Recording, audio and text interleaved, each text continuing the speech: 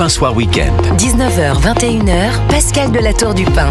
Juste avant de parler des juges, vous voyez réagir Philippe Guibert sur cette menace de grève pour le pont du 8 mai lancée par Sudrail, qui dénonce une dégradation de leurs conditions de travail. Même vous soufflez, Philippe Guibert. Si je peux me permettre, Pascal, peut-être surtout moi, parce que de voir les syndicats, un certain nombre de syndicats, faut pas généraliser, en France, ne défendent que des salariés qui sont en très grande position de force par rapport à leur patron. Contre leur aérien, c'est bien connu. Pour gêner les usagers systématiquement, je trouve que ça décrédibilise le syndicalisme. Alors que je pense qu'on aurait besoin d'un syndicalisme pour défendre les salariés, mais de le faire de cette façon aussi ciblée, sur des salariés qui sont déjà très protégés, qui ont beaucoup de droits acquis par rapport à d'autres, au détriment des usagers, je trouve que ça décrédibilise le syndicalisme. Bah oui, même Philippe Guibert le dit. Non, mais et je le regrette. C'est insupportable, c'est devenu un marronnier, la grève à Noël, la grève pour les... C'est toujours la même chose. Les syndicats se tirent des balles dans le pied, ils se rendent même pas compte. Non, mais... C'est-à-dire, comme on dit, on prend en otage les usagers de la SNCF, ceux qui partent en famille, en vacances, en été, Noël. Voilà, donc moi je crois que vraiment, il faudrait qu'il y ait un peu de courage politique pour réglementer davantage ce qui est un droit constitutionnel, le droit de grève, mais le réglementer de façon à ce qu'il n'y ait pas d'abus de droit de grève. Est-ce que c'est réglementaire ? L'Italie l'a fait. L'Italie a interdit les grèves pour Noël. Oui, c'est vrai. L'Italie l'a fait. Donc on serait peut-être quand même bien avisé on a fait un service public minimum, c'était sous Nicolas Sarkozy, mais on voit que c'est difficile à mettre en place. Ça ne marche pas en réalité. Maintenant, il faut aller peut-être plus loin, tout en préservant. Moi, j'y suis très attaché au droit de grève, mais bien sûr. Mais il faut ne pas pouvoir abuser de ce droit de grève. Abuser, c'est une chose, et surtout ce systématisme. Plus personne n'est surpris que Sudrail ou les syndicats appellent. On est surpris quand il n'y a pas de grève lors d'un pont ou d'une vacance. Les Français, pour les ponts du mois de mai. Les billets coûtent une fortune. En plus, vous avez réservé longtemps à l'avance pour partir avec les enfants, je ne sais pas, ou aller voir votre famille, vos amis. Voilà, mais il continue et ça continue. Et si ça continue comme ça, Georges a raison, ça finira par une restriction du droit de grève.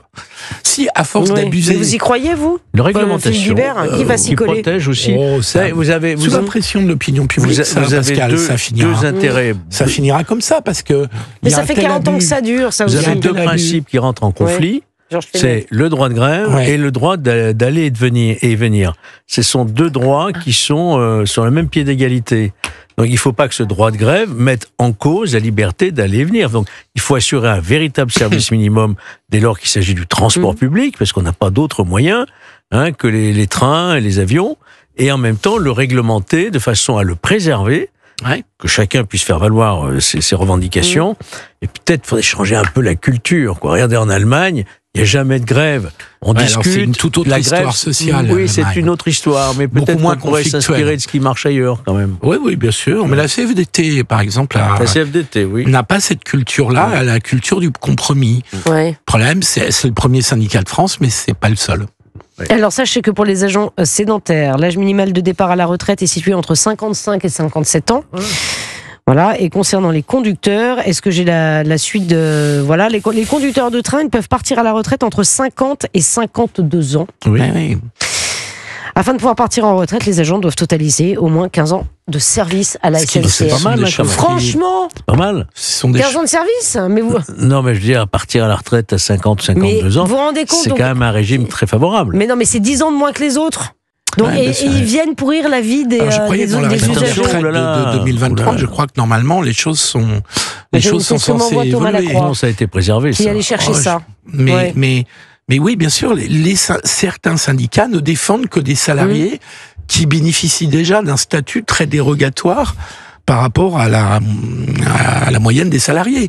Et donc, les syndicats, normalement, là aussi, ils sont faits pour plutôt défendre les plus faibles, pas défendre ceux qui sont déjà extrêmement bien défendus. Ça aussi, on râle à chaque fois et rien ne bouge. À Noël, c'était pareil. Souvenez-vous, la menace de grève, finalement, je crois qu'elle n'avait pas eu lieu, si je me souviens bien. Voilà, mais c'est au tout dernier moment, Au tout dernier moment, et on se retrouve avec un taux de syndicalisation en France qui est un des plus bas d'Europe. Exactement. Mais oui, mais parce que les syndicats aujourd'hui, ça représente qui ? Voilà. Voilà, et ce qui est dommage pour la société française. Oui, parce que le dialogue social, on a besoin exactement. Ça passe c'est par très les syndicats. Important. Et si vous avez des syndicats qui mettent sur la table, on fait grève, on discute après, ça peut pas marcher. Ben non, on est d'accord.